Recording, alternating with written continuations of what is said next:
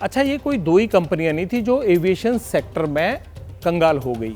दिग्गज कंपनियां और भी हैं। सहारा एयरलाइंस भी बेसहारा हुई थी। एक दौर वो था जब सहारा ग्रुप टीम इंडिया क्रिकेट वालों को स्पॉन्सर करते थे, लेकिन बुरे दिन आए तो कंपनी कभी बुलंदी की उड़ान भर ही नहीं पाई। सहारा ग्रुप के मालिक सुब्रत राय सहारा ने 20 सितंबर 1991 को इस कंपनी की शुरुआत की, सहारा एयरलाइंस की। सुब्रत राय ने एयर सहारा की शुरुआत की। बोइंग 737 और एम्ब्रेयर विमानों का एक बेड़ा बनाया इन्होंने उस दौर में। 2007 में जेट एयरवेज की सहायक कंपनी बनी, दोनों का आपस में अलायंस हुआ। जेट एयरवेज को सहारा अलायंस को बेच दिया। जेट एयरवेज जो थी उसे सहारा अलायंस को बेच दिया। जेट एयरवेज के साथ ही सेवाएं बंद हो गई और डेट क्या थी? अप्रैल 2019। मतलब जब जेट बंद हुआ तो ये कंपनी ऑटोमेटिकली बंद हो गई। तो ये सहारा का पूरा एम्पायर दिखाया, कैसे उन्होंने 93 में शुरू की और कैसे 19 में आके सब कुछ बंद हो गया। बीच में मर्जर भी हुआ। दो और एविएशन कंपनियां उड़ते उड़ते हाँफने लगी और उसमें से एक का नाम जो है वो गो एयर है। 2018 में गो फर्स्ट एयर सर्विस की शुरुआत हुई थी। 2018 14 जगहों पर गो फर्स्ट एयर की फ्लाइट्स जाती थी। इनमें से 27 घरेलू थी और 7 इंटरनेशनल फ्लाइट्स थी। लेकिन अभी आधे से ज़्यादा जहाज ज़मीन पर है। हालात ये है कि फ्यूल भराने के लिए पैसे नहीं है। जैसे अभी बता रहे थे एक्सपर्ट की फ्यूल सबसे महंगी कॉस्ट होती है। पिछले 3 महीने से गो फर्स्ट की फ्लाइट्स बंद हैं। यही हाल एयर इंडिया का भी था। देश की अपनी एयरलाइंस कही जाती थी एयर इंडिया। एयर इंडिया की शुरुआत कब हुई, कैसे हुई, ये बताते हैं। 1932 में देश की पहली कॉमर्शियल एयरलाइन शुरू हुई। JRD टाटा एयर इंडिया की शुरुआत हुई। 1935 में एयर इंडिया का राष्ट्रीयकरण हो गया।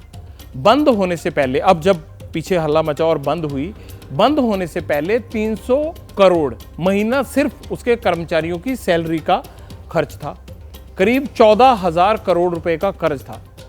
टाटा ग्रुप महाराजा को बचाने के लिए, क्योंकि हमारी एयरलाइंस को महाराजा के नाम से बुलाया जाता था, तो टाटा ग्रुप एक बार फिर इसे बचाने के लिए आगे आया।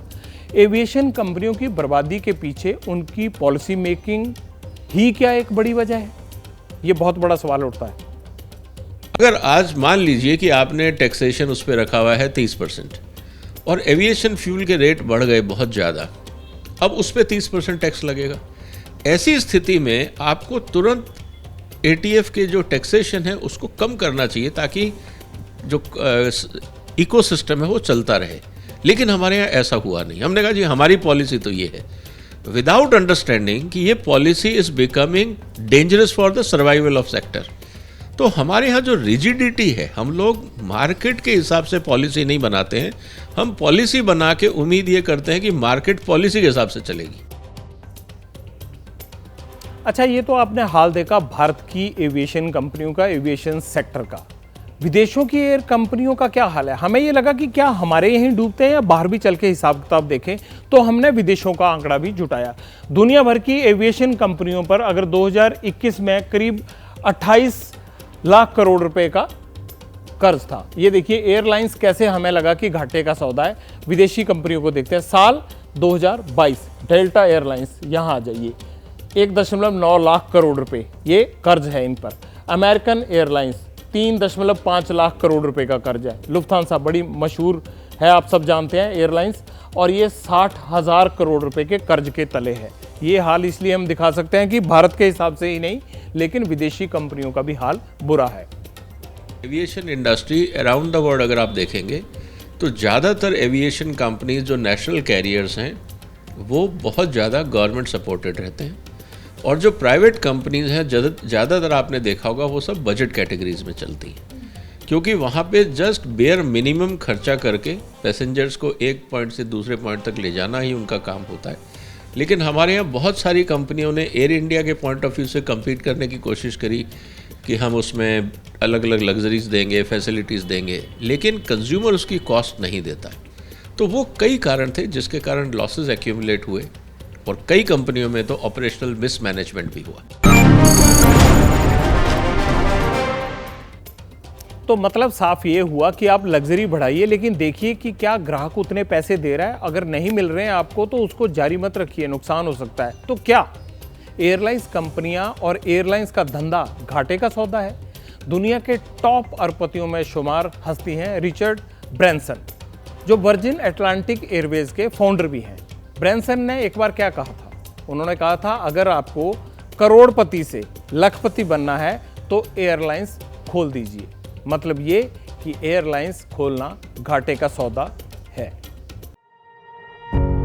पत्रकारिता कोई इमोशन नहीं है, ना अपना कोई ज्ञान देना है और ना कोई विचार थोपना है। पत्रकारिता क्या है?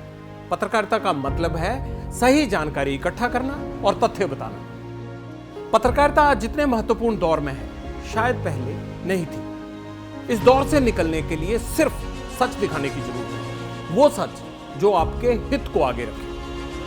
इसलिए अब रात 9 बजे प्राइम टाइम नहीं होगा, ये आपका टाइम है। जगविंदर पटियाल के साथ देखिए पब्लिक इंटरेस्ट, सोमवार से शुक्रवार रात 9 बजे सिर्फ एबीपी न्यूज पर। एबीपी न्यूज आपको रखे आगे।